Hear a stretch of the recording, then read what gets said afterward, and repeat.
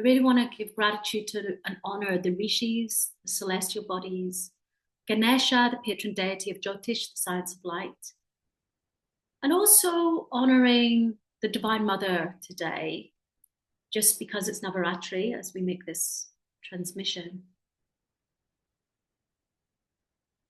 And to call upon our higher selves, monad selves, and avatar selves to be with us in the ever-present now today during this call, where I pray for transmission consciousness to reach you first, where you don't have to try to understand in a cerebral way. There are lots of dates and timelines, and that is all going to be there for you to write down later so that you can really anchor in this.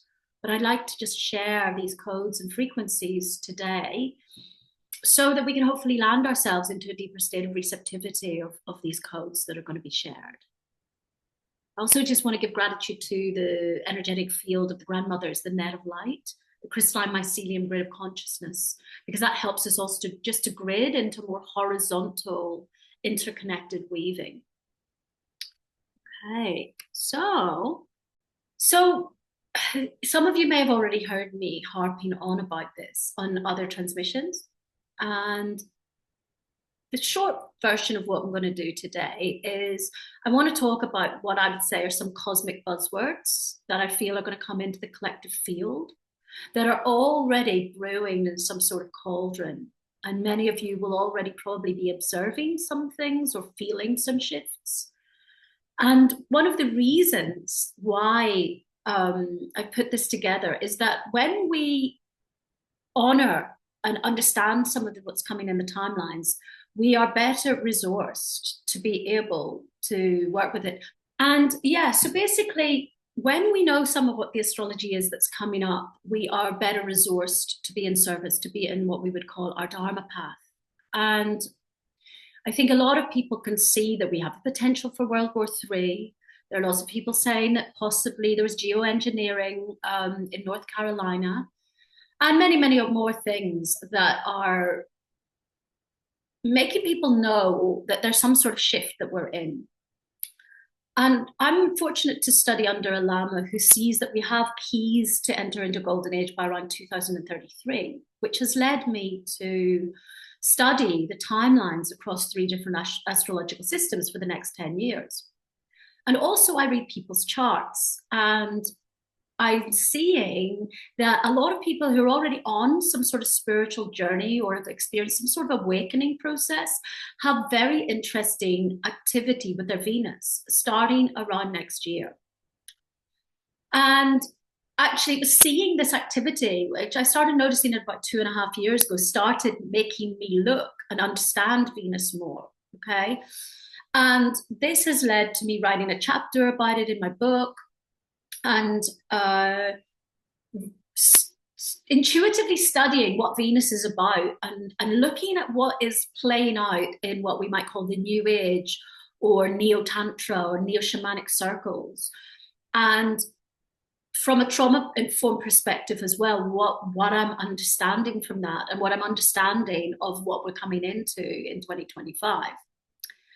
And so this is going to lead to what I believe is an activation point for our sacred activists within, for also an expression of what we would call more authentic Tantra, which is really about being able to be very skillful and adaptable to many different demographics and situations. And then I'm also going to look at this concept of the temple arts and question what is temple arts, and just talk a little bit more about what we offer within temple arts. So, yeah, that's basically what we're going to look at. So you're going to hear me over the next 6 months to a year talking a lot about skillful means, Dakini weaving, Venusian gateway, bodhicitta, all of these things. And that's what I'll break down a little bit now. Okay. So when we look at the timelines for 2025, there are going to be a few big gateways happening. As I say, I see a lot of Venus activity changing for many people already on the path. And in a minute, we're going to discuss what does Venus represent. And There are also going to be some major shifts. So, for instance, we're just finishing off an eclipse season, and the eclipse season is very much on a collective level about what is my 3D work and what is my spiritual nature. And there are many other things that are coming up. But I think that a lot of people are realizing something within them, that the deeper sense of their spirit is activating. I spoke to one sister the other day. She said, I'm just in a trance. And for people who are already on a devotional path, there's a sense of, I need to go deeper into my devotion. And we're not even finished with that journey. That journey also, however, because of how it's positioned, has Rahu sitting in Pisces, activating this spiritual energy. But Rahu can tend to delusion. And I think that many of us are slightly perturbed by what we see as, the outer world of the never-ending ecstatic dance cacao disco, or a lot of this overly fixated on goddess ideas and robe wearing and things like this that don't have much of a practical application in mundane society to help other people. And also, there are a lot of practitioners starting to speak up that people are getting hurt, or there's a lot of bypassing. And it's interesting because if we even look, a lot of things like cacao's got a global shortage right now. And it's almost like the universe is saying that medicine may not be medicine so much for people, because these medicines come in waves for what the collective needs. And there's a sense that a lot of this work that's about an idea of what love is, or sensuality, or sexuality, or intimacy, or spirituality, or devotion is going to be up for change. And this, I'm going to go quickly into Venus here, okay? And I'm going to ask Madalena, because Madalena has her soul significator, which is her Atma Karaka in Vedic astrology in Venus. Madalena, to you, what does Venus represent? So, Venus, especially as Atma Karaka in the birth chart, which is a very important placement in a person's lives. It's it really needs to, a person really needs to be able to work with their sexuality and to overcome those materialism and wrong relations to power and sex, and to really to transcend into the most spiritual parts, and to really go into devotion, and to really learn that to be devoted to someone, not just a person, but to really understand that the devotion doesn't mean that you want something back in return, and to really be devoted into your spiritual path. Thank you so much, Madalena. So yeah, that's a really good nutshell description of Venus. Venus as we know it, or as people will associate with it, is something that plays out at the moment as in the neo-spiritual scene, as people all talking about how they're going to monetize their spirituality, which is actually a paradox, because spirit cannot be materialized, okay, in that way. And there's a real fixation on self-care all the time and comfort seeking. And I see a lot of people using the word enchanting. I'm going to learn to enchant and magnetize money, or a lot of manifestation stuff. And a lot, we can see a lot of people are looking at how glorious and glamorous they look in a spiritual glamour sort of way. And so these are some of the trappings of Venus. And what's really interesting is that we have these gateways of a lot of people having a shift in their Venus in 2025.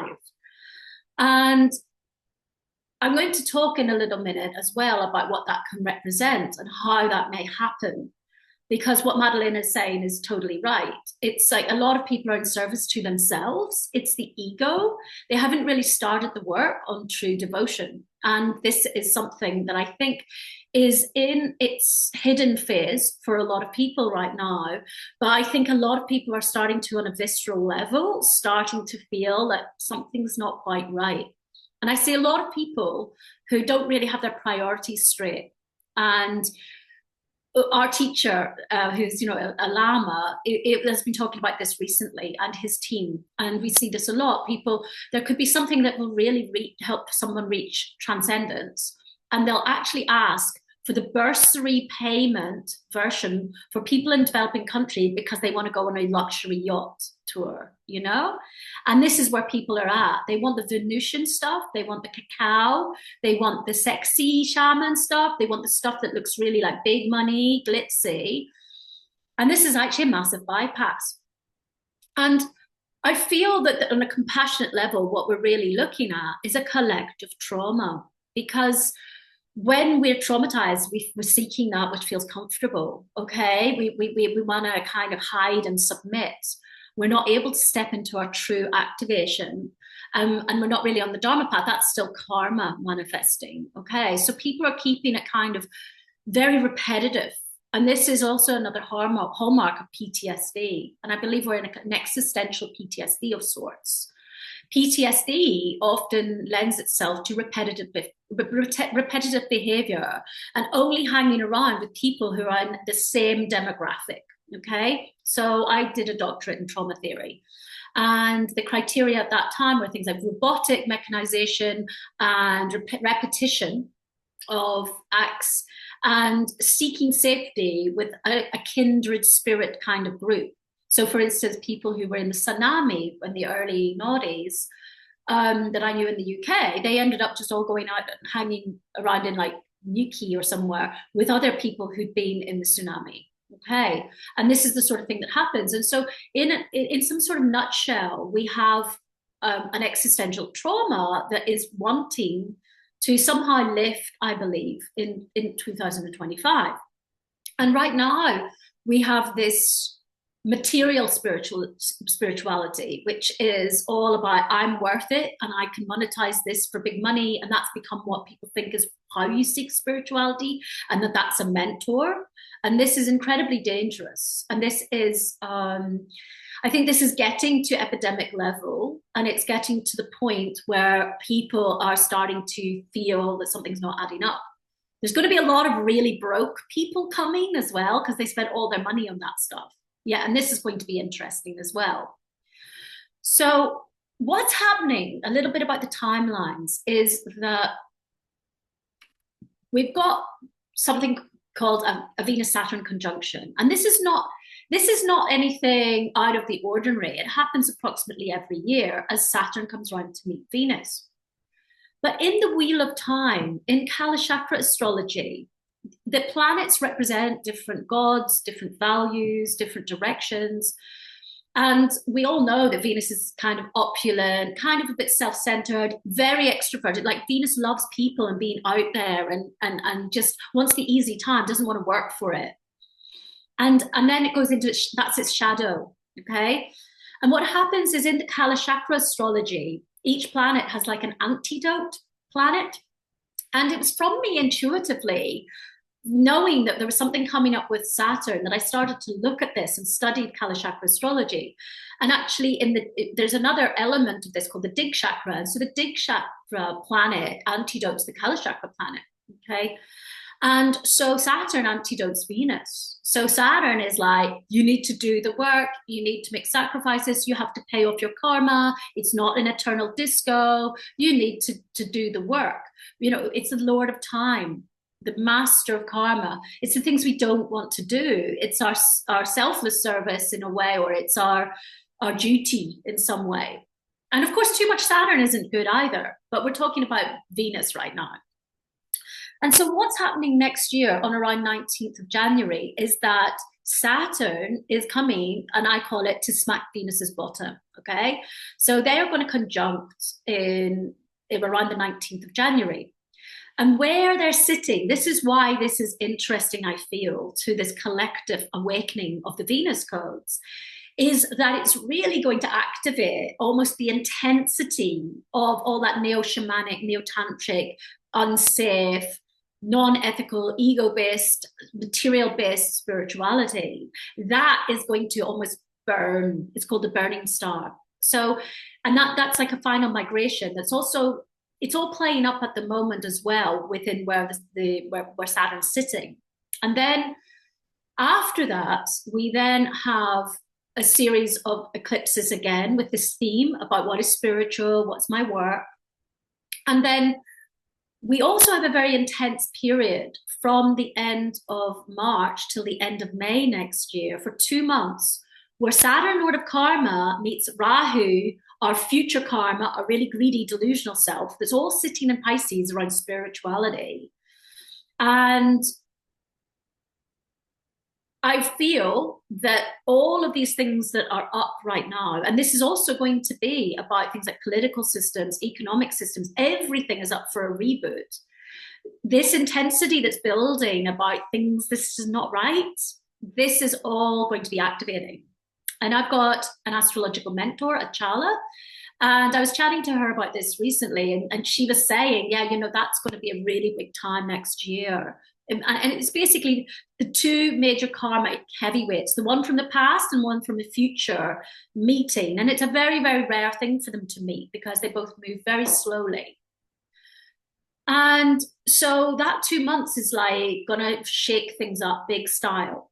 And this is why I wanted to share these teachings, because for people who are starting to think, oh no, this just all feels really superficial and wobbly, there's a chance that a lot of stuff's going to get taken out, and it won't be overnight. But as Achala was saying, she said people are really going to be seeking authentic teachers. They're going to be seeking the real practices from mid next year, you know, from just after this conjunction of Rahu and Saturn finishes. And this is where I see this activation of these higher Venus codes coming through. Okay. And what's interesting right now, when we look at the perfection of the celestial bodies, is that Mars is currently really kind of stifled, and it's going to be stifled for an exceptionally long time in terms of Mars's transits, because it's going to be transiting and retrograding between Gemini and Cancer, which is really not comfortable in until June next year, which is, it's only like 3 months we have that sort of thing. And so a lot of people are already feeling very tired, slightly overwhelmed. I know we've just had these solar flares and the eclipse, and a lot of people are just wondering what's going on with their energy bodies. And it really looks like this is going to be a time where we need to do the inner work, those of us who know what's coming, because there is going to be a bit of a sharp shock in some ways, but we need that. In many astrological lineages, we see a lot of hope in 2025. So this year was going to be pretty heavy for war. This was already seen from 2020. The astrologers were already talking about this. 2025 is going to be an interesting year, but we want change. You have to step up for it. And ecstatic dance all day long and cacao will not cut it, okay? And this is where this need for stepping up and to kind of step also into our Mars, this is all going to be happening simultaneously. So we're going to have Saturn and Rahu doing their conjunction, and then Rahu's going to move into Aquarius. So now we've got the master of forward-thinking karma sitting in Aquarius. So this real possibility for our future karma to be a very Aquarian age, for us to think about new societies, all of that after this very difficult karmic melting pot from late March to late May. And then over there, Mars on the other side of the chart is going to move into Leo, where it's really happy to ignite things and move forward from early June. Okay. And it's funny because before I was aware of all these timelines, I was saying to a lot of people, this is really the year, if you're on the path to really line stuff up, to do your inner work. A lot of people are really just clearing the residues. And I have a seer friend in Australia who messaged recently, and she said, I really feel that this time is a time for people to just work with their residues. And yeah, I really concur. Okay. So this is why I'm giving you a heads up, because you may find that there are things that you want to activate. And it's not to say they won't activate, but you may find that there's a general sense for everybody that there's a slowing down. Now, for us in the Northern Hemisphere, that's okay because it's winter soon. So it's a wonderful time to introspect and to get your values right. And also, more importantly, to journey your Venus and your Saturn and to start to understand how the activation of those planets and how you're journeying, you're upgrading Venus can help you be part of the solution rather than just be in this kind of existential trauma bubble, which is what Venus has been representing for so many people. So, yeah, I think that's all I really want. I don't want to bombard you with astrological dates. And I don't know if you can see this. I'm going to just move my little screen here. So, this is where I feel that our true Venus needs to activate. And this is why we talk about this term sacred activism. And right now, the wounded Venus is very self-centered. And in things like Buddhism, we call that self-grasping or self-cherishing. When we actually become truly ignited spiritually, we become selfless, okay? And this is where we have an ability to really dedicate everything we do to alleviating suffering for all sentient beings. And the name for that is bodhicitta. And this is a very, very important spiritual quality because actually, in terms of the energetic wiring of our body and our being, we will only reside in the lower chakras, which are very individualistic and wounded and karmic. And in terms of wanting to find our dharma, our higher pathway, we have to step into the heart because otherwise it will be delusional and from the wrong place. And this is even why there are certain yogis or tantrikas and people who are utilizing their sexual energy for manipulation. That's because they're still residing in a lower kundalini activation state, okay? And so I won't go into it too much here, but the journey of Saturn is going to take us next year into an upgrade through this shadowy, dualistic spirituality that exists. And for those who are ready to walk these codes because they're prepared to do the work and prepared to be devoted and prepared to pay off old karma and to do the work, they're actually going to flourish spiritually. And we really will have a whole fleet of new Dakini weavers and Shambhala warriors and visionaries for the golden age. But many people may not be ready, or it may be very difficult for people because a lot of the trappings of the ego state and the true trauma journey, because people have been bypassing, there's going to be a lot of people who are going to need support, okay? Who have maybe thought that they're very evolved. And, I think we all have karma and trauma to work with, but it's a really good time if you're already on the journey to get tooled up, to look at your obscurations, to clear those residues, to do the ancestral work, to understand how your karma works and mix your own habits, because then you can be in true service to other people. Also, in terms of sacred activism, I'm seeing the popularization now of terms like decolonization. And, I've been in my doctorate, I worked with post-colonial theory, and I've done a lot of commitment to marginalized groups for the last almost 30 years. And it's always interesting to see how quickly people run when we are doing something that's about culture or inequality. And there's still a lot of latent prejudice and bias that's in our unconscious programming and a lot of colonial principles that dominate the way we present ourselves and mean that often we're not actually really looking at being fully empathic for how trauma may be arising for people that we're interacting with. And without trying, that means that some forms of spirituality are actually more embroiled in perpetuating prejudice than they think. And I feel that we have to also be very careful that to not just do what happened with hashtag Me Too or hashtag Black Lives Matter to make hashtag decolonization, which is actually just a way of tagging stuff but not doing anything about it. And therefore, in terms of sacred activism, this need to actually deal with people and to start to understand the human condition and to start to understand suffering and how it manifests for people and how we can engage through the heart, through heart coherence, and through an ability to try to be receptive to someone and to meet them there. This is going to be very, very important. And I really think that this is overlooked, even in many, many amazing spiritual traditions, because they have come from very rigid male lineages.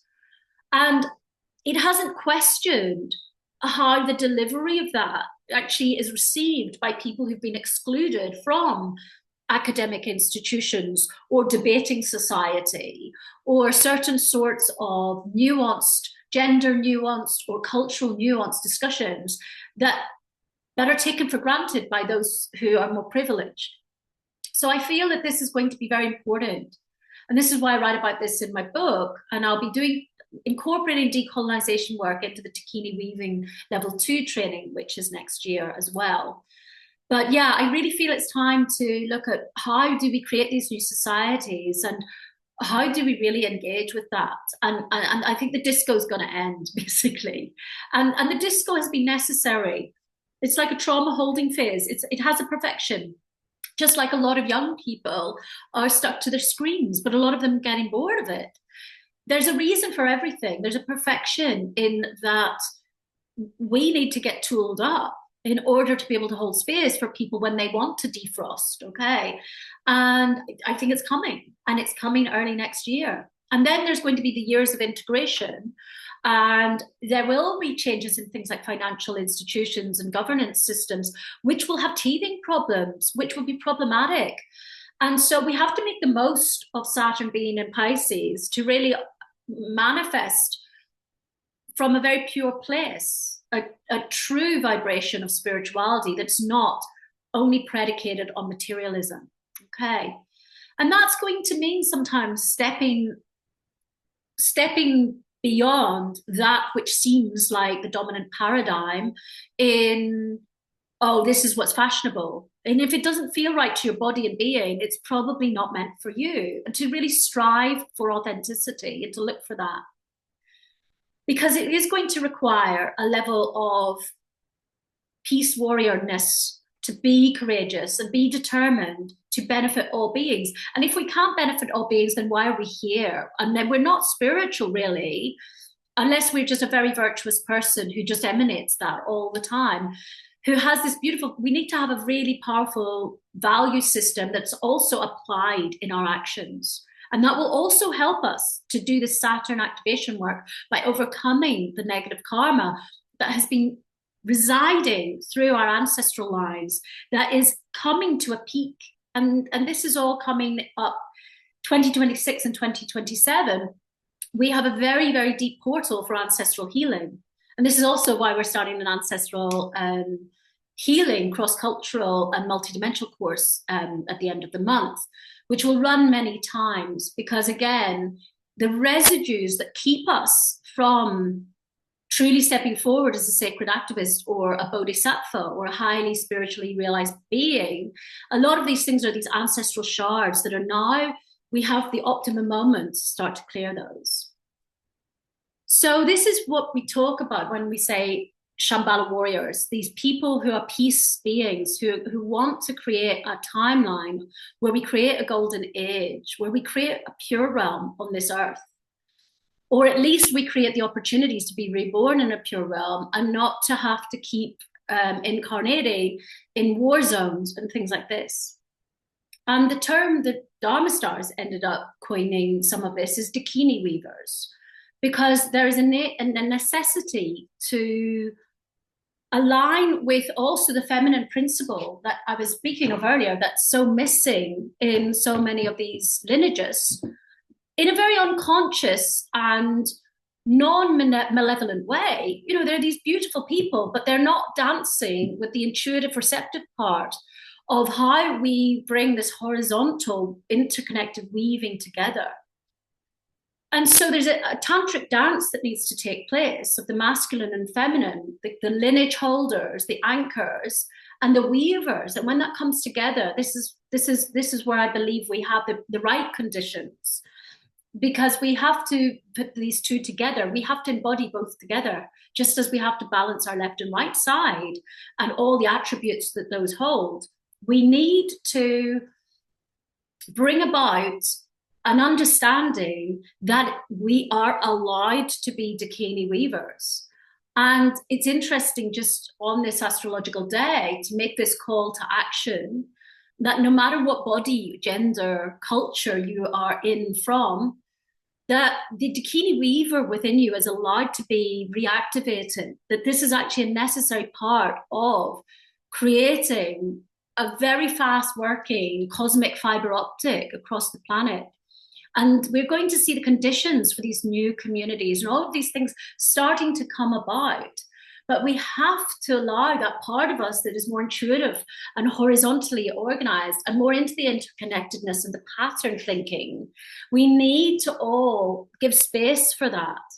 And I feel that that's what the true Venus codes are going to do, because there's a beautiful selfless nature to the divine feminine that sits within all. And it's often the feminine part within us that is the community builder, that listens to other people, that's listening to how they're suffering and is trying to engage and to meet them with where they're at. And that's actually one of the really important parts of the divine activism that we need to step into. Okay. So that's all really. I want to hand over to all of you, and then we will speak a little bit about our Temple Arts course, which is it's already there pre-recorded, but yeah, I guess I'll speak a tiny bit about Temple Arts. I feel that at the moment there are some possibilities that the Temple Arts gets misconstrued into just being this kind of goddess disco, and that we need to really get into a more innate, ancient, and lineage-based understanding of Temple Arts. And that's why we have a course that we give. We've given it before, and anybody who does Seichem with us, if they're advanced level, they have to do this course so that they don't present what we would call wrong view in how they present spirituality and energy medicine. And yeah, that course is around if anybody wants to do it. And as I say, once we get 6 people on it, I will start to make new transmissions to help for people to align with the 2025 codes. And we'll go into a lot more. Yeah, we've got lots more extra modules that we're going to add onto the course, but I'll only do those if enough people have expressed interest. So yeah, that's a little bit more about the weaving as I see it. And I would love to just hand this over to you if you've got any questions or would like to find out more about anything. Thank you. Hey, everybody. Cool. Wow, lots of people turned up in the end. That's really nice. Thank you all for coming. Cool. So I just let you land with that.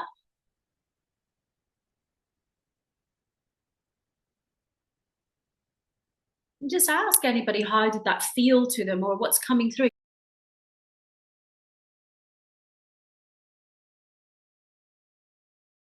Yeah, thank you. I feel there's one level we need to look at, how's trauma manifesting for us? Because I think that also we are having like a saturation of maybe things like ancestral trauma and karma arising. And so how we are regulating and what processes we use to clear and things like that may be important. I also feel that things like, by the way, I have a free monthly astro transmission on YouTube. For me, how I've coped over the years with, I have a lot of change in my chart. I'm here to just transmute and transform and burn through karma. And I've learned to just be a lot of the times in some sort of process, but I've learned to start to look at it, not just from the contracted position, but to learn at what's going on for the collective. And this is why the rishis brought through things like Vedic astrology, was to help the yogis not to be totally decentered, so that somebody's got to hold space in their community. And a lot of us are very energetically sensitive. So, there's days you're like, I can't string a sentence together. How am I going to do this? And, we have a word for the cocoon. We call it monoblob. Sometimes we're just in this cosmic chrysalis where there's not much going on. We know we're in change. We can't sometimes even identify what it is, but something's going. And it's like a death process. And we're also in the time of year globally where it's death process time. And of course it syncs up with, with what's going on in the Mayan systems. So honoring the death. And the thing is that also, I think that this is why this journey with Venus is going to be very, very important, because we are trained, especially through the neo spiritual and new age systems, to think about our identity. And everything's about who I am. And actually, that's the red herring. Okay, that's the bit that's not going to help us, because the idea is let it go. Okay, and because any identity we are any day is just the karma that we're wearing as our clothes that day. And I think that it's very destabilizing in a world saturated with everybody making these shares about who they are, that we've got this kind of dissonance in what's projected onto us and how we're supposed to cope with that, and who we're supposed to be in a dialogue with that. And so I think detoxing a little bit from that can be really useful, and also hanging out with other people who, for me, we for many years, we've got this thing they call it the newsroom, and we share what's going on, and then it helps us to see what we call soup of the day or soup of the week, because then we're like, everybody's in a funk this week, or everybody's having an upgrade.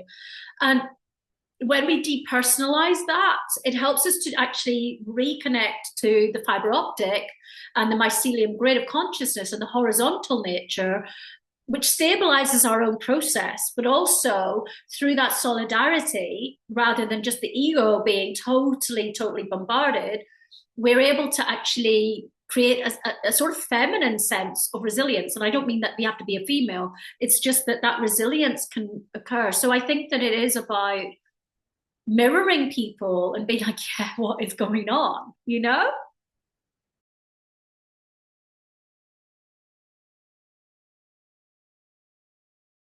You. Well, yeah, it's we have these wounds. This is where there's a great healing can occur. It's like, why do we get attracted to that, and what's missing? And this is where the sacred activism and us really stepping forward to create something more authentic. The beauty of this saturation point is that everybody's going to be sick of ecstatic dance and all this stuff in some way, or doing it every day, or whatever happens. Those things, and it's got its place, but this stuff that's just about that, the saturation point will have it has a necessity. People have to get so sick of it and learn. It's like any sort of addiction, it's got to get to a point where it feels so yucky that your whole body, your whole being is like, I never want that again. Okay, and then the true spiritual journey can occur. So it is a sort of holding phase that speaks to a part of us that wants connection, that craves connection, that wants comfort, that doesn't, if it feels easier to not do the work, what are we going to do? We're creatures of habit, and especially in the Western world, it can be easier to think, well, I'll just go to this feel-good thing. And I'm not saying that everything's got to be super wrathful and strict and puritanical, but we actually need a little bit of that at least.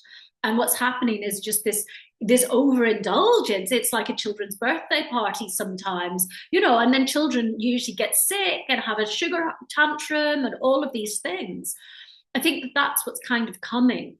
And what's beautiful is that we don't have to be dualistic about it. We just have to see it as an evolution that we can tantrically utilize to help to create paradigms where people can authentically actually find what they were seeking, but to do it in a way where they're remedying negative karma, where they're actually doing something worthwhile. Because once they move from being self-serving to more devotional, they're going to find that they're going to have true spiritual experiences rather than these kind of ungrounded spiritual hysteria moments, which are, very, very much a hallmark of this kind of cathartic way of working at the moment.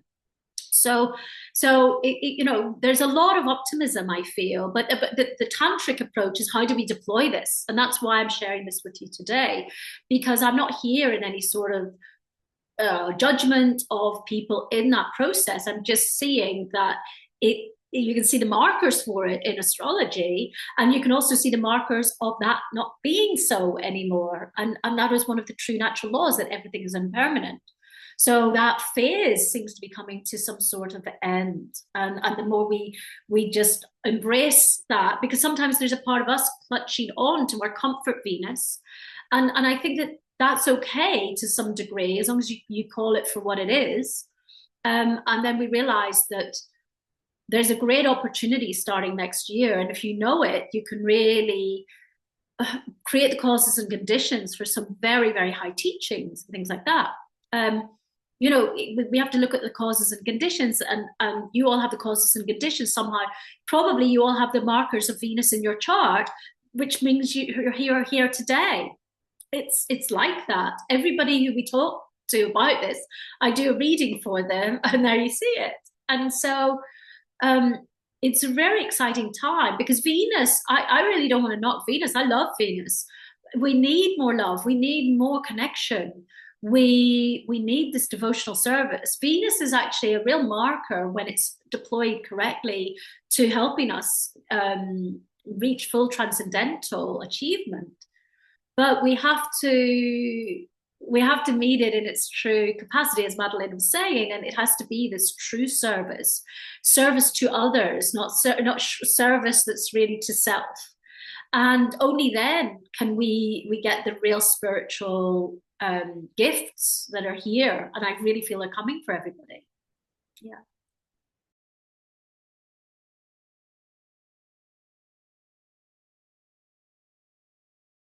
Yeah, and what I would say is it's a really great time for meditation and introspection around getting our offerings straight. And if you know that something's going to be changing, like next year, you can start to align with what's coming, knowing that change is afoot, without creating something delusional or that's going to be kind of stuck in the historic, because we're going to have like this activation of energies. And so that's why I think things are there to slow us down at the end of the year, so that we don't make the wrong prototypes. We don't start to offer something that's just kind of like, that was a waste of time. And I feel that will help us to be more resourceful. It may be that work slows down for people in some ways. And I think that will mean that people won't just overspend on doing the sparkly stuff, because I think that's what people have been doing. And I think you know, if financial systems change, things like that change, we're going to have a new way that everything has to operate. And with that comes challenge. So I think it's a very good time for people to just take stock of what they've got. Like, I feel like a lot of amazing new systems or new models will come out of this time, because a lot of astrological conjunctions were hitting last year, which were really bringing a divine spark of metaphysical innovation or multidimensional innovation into what we're gestating. But it's almost like they're just slowing us down a little bit. And we're really afforded that in the global north, that there are going to be a lot of, there's both a new year feel from January, even though it's not the astrological new year, in some of the Mayan systems, but we also have a lot of planets retrograding in January. So it's really that time to tweak your systems and not to feel rushed to get anything out there, and to just, you know, question that which is overtly sparkly, and actually to really ground into the truth and the authenticity of whatever it is that you bring to the table, because that gives you a head start. Because other people who are too egoically connected, their Rahu and their fervor for being seen, and those wounds as they play out, there could be a lot of kind of skewed offerings coming out and people proclaiming things. That's going to be one of the hallmarks of this time, is that kind of ungrounded spiritual epiphanies, all of those things. So whilst those are taking place, even though sometimes it's a bit discombobulating because you're like, wow, everybody's so spiritual, is just to sit being a little bit boring and introspective, and to really find the truth of what we're going to bring forth. Because down the line, from even the second part of 2025, but really more deeply into 2026, the people are going to want the authentic offering that really came from a grounded approach and that real tuning in. And this is one of the reasons we're offering the root chakra journey that starts on the 20th, just a 9-day journey, because we often do this serpent transformation journey where we go through 5 chakras back to back. And so many people, so much stuff comes up at the root chakra that then all their shame usually kicks in. And then they get really stuck at sacral. And then they start not showing up because they feel so bad because they went behind because all their shit had come up. And so we're going to just really focus on the root chakra, because as well, we're really looking at the root and our ancestors, the root and feeling safe in the world, the root and belonging, the root and survival. And with that, hoping to create a more grounded context for us to be in our cocoon, our chrysalis, immersing and playing with this divine cauldron that we've got. Yeah. So yeah, I think it's very exciting times. It'll probably be in a boring way for a few months, but that's nice. Yeah.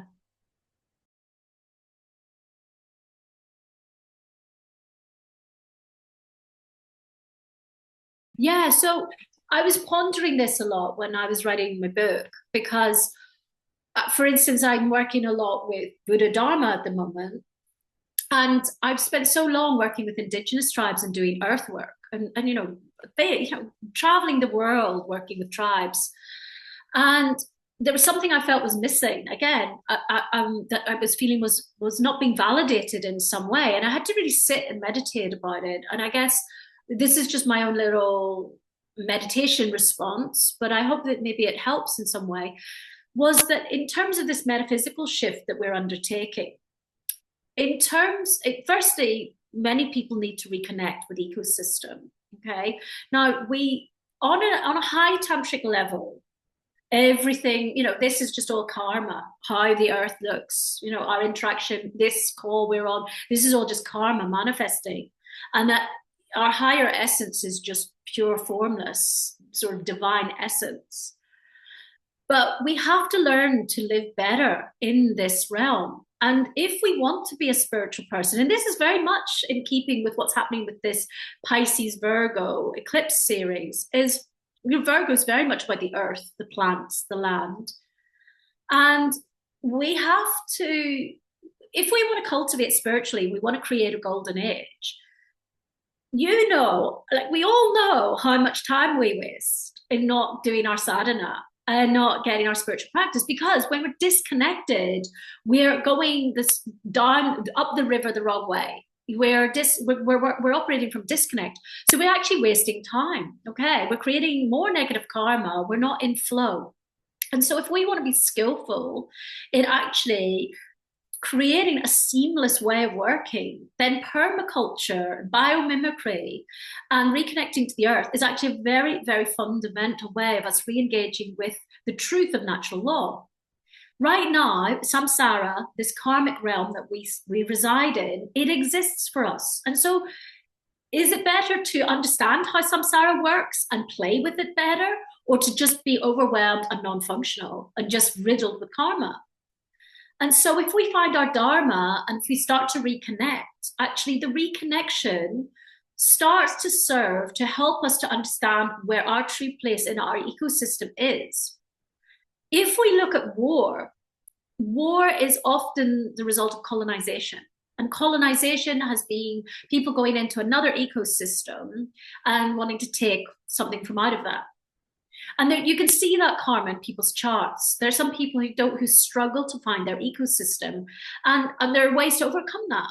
Okay, and so I've been really analyzing. Wow, if we could just work with everybody who's got that code, maybe there'd be less war, because people wouldn't haplessly go in and take stuff from other places, and then that creates conflict, and then conflict creates suffering, and so all of those things do not optimize the human experience or our transcendental path. So in the Great Homecoming, I feel that we cannot overlook the importance of reconnection to nature. And also for some people, that is their dharma. You can see it in their charts. You can see the people who are supposed to be earth whisperers or animal whisperers or water carriers. And in terms of the indigenous science and the way root cultures hold a certain part of the anchor frame of the planet, we will always need those people who understand the workings across those realms. So it's vitally important. Anybody else got anything they want to ask or share?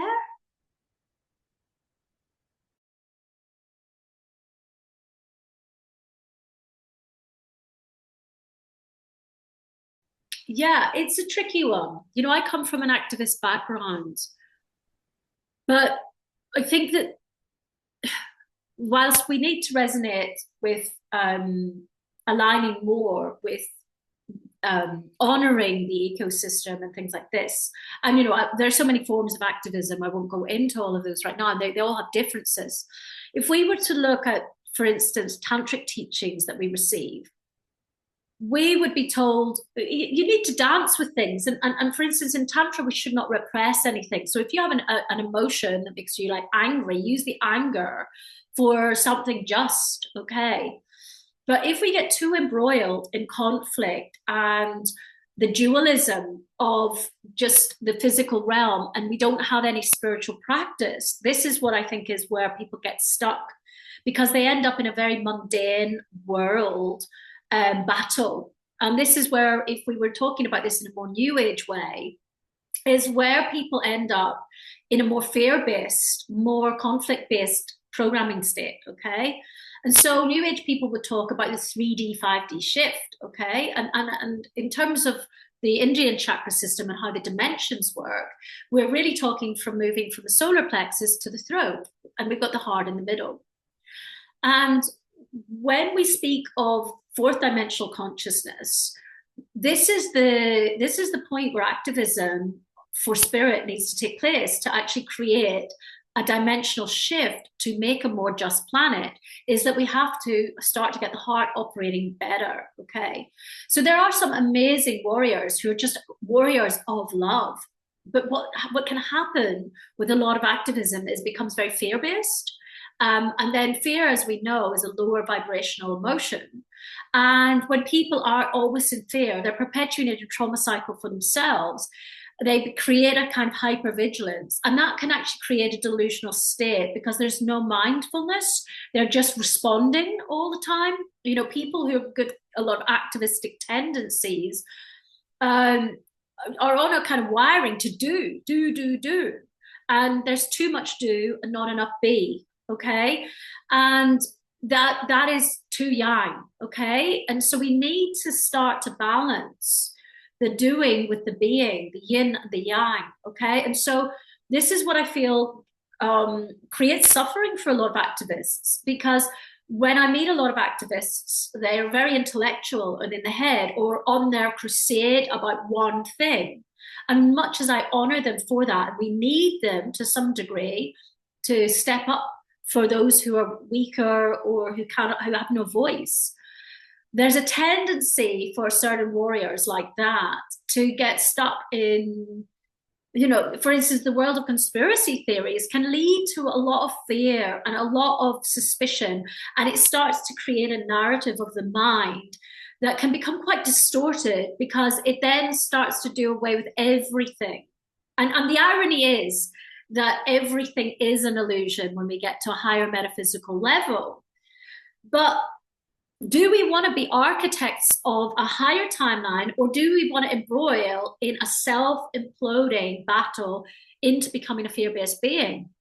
And so I think that the activist world has to be tempered with the mindful world in a really balanced way. This is, again, a tantra of masculine and feminine, because that's where I see a lot of really amazing, beautiful people suffering, okay? And I've got a lot of very alcoholic activist friends because, you know, it's like fixated. And in Buddhist terms, we call that grasping. When the mind will not let go of something, okay? And this is all just an illusion. It's all impermanent. If we spend our time fixating on the war, we create more war. We create thought forms. Our consciousness is exceedingly powerful.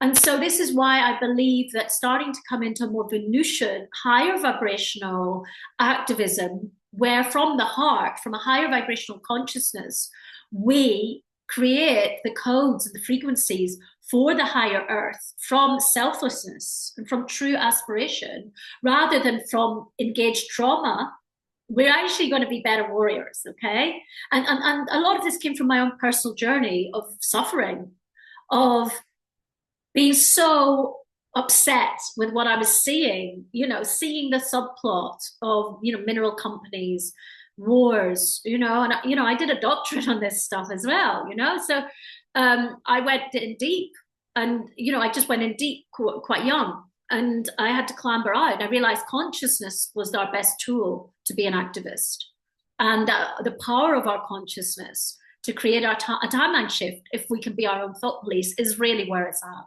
And that's why I've devoted my life to that. And it's a necessary part of the journey, but it's part of the dualistic journey, is to be at war with everything. And if we realize that we're just at war with ourselves, then the true activism of coming into being a creatrix of the higher timeline and to find the synergy and the resonance to actually realize that it's our birthright to do this. That's where it gets interesting, because actually the lamas, the wise beings, they want us to transcend. They want us to make a higher earth. It's our egos and our karma and our ancestral wounding that keep us in this dualistic state of war, which is what I think is going to get interesting if we treat the decompression of what's going on in Israel and Palestine and now many surrounding countries. If we can hold space for the unraveling of what the thought was that, and hold space in a very compassionate way, knowing what we know about epigenetics and morphogenetics and trauma and transcendentalism, I hope that we can create a very compassionate container to make sure those sorts of things don't happen again. Because we now have the agency to help people to understand how you heal from all of those insidious and problematic patternings that are trauma impulses that look at what they create. So there's a lot coming to the surface if you even look at what's happening in the Middle East. That's, in terms of our collective karma and what's sitting within us that we've created, that's very uncomfortable to behold. But through that uncomfortability can also come action. Okay.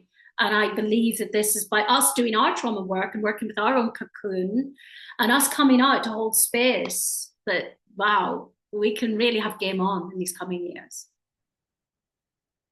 Okay, well, thank you for joining. And yeah, it's been an honor to share and weave with you. Yeah, I do hope that we can all weave together. I really do feel that, yeah, there's always the surface level that looks really super bonkers. And then there's the hope that super bonkers brings, So yeah, and the thing is, keep in touch with each other. This is, again, I think why the feminine way of cups of tea. This is, I think that part of the highest activism is having cups of tea with people.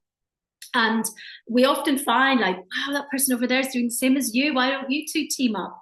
And this is part of the feminine way, is this seeing to connect, this actual active listening, rather than just projecting into the field with, oh, I'm very intelligent stuff. It's like this receptive, active engagement and attunement to other people is going to be very, very important. Yeah. So I really do hope, I hope you can join us. We're going to do a Venus-Saturn journey next year at some point. So do come and join us if you want to really work those codes and go in deep to the rewiring. And yeah, I don't know how it's going to come through, but I know that the cosmos wants us to do it. And yeah, we're in service here. And I guess one final thing is, I just want to ruthlessly plug that in terms of Dharma Stars, we really are stepping up the devotional programs of activities that we're offering, because we see how it antidotes karma in such an amazing way. And it's not like rocket science, as the ancients have been doing this forever. But this is something we want to create opportunities for people to do, because people just act, they just come into their higher nature instantaneously, like within minutes, once they start doing these tasks. So we're really going to be trying to create more opportunities like that. And that's another way of doing sacred activism, is just selfless service. And it's like a total antidote of selfish, materialist, pretend spirituality. So just know that if you're feeling like I could do with doing some of that, we're really working behind the scenes to create opportunities for that in the coming years. Okay, cool. Thank you, dear ones, for joining. And yeah, wishing you well. Take care, everybody. Ciao, ciao.